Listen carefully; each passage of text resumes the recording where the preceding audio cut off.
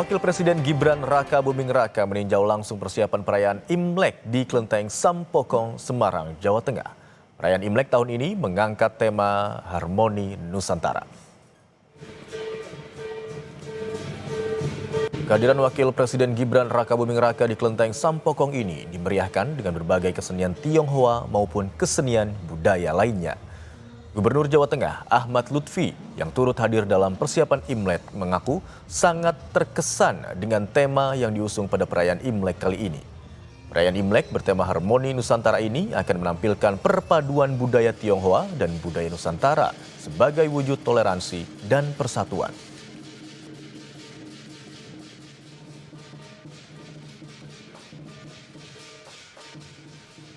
Imlek itu sendiri, di mana masyarakat tunggal hari ini melakukan kegiatan dan persiapannya puncaknya besok.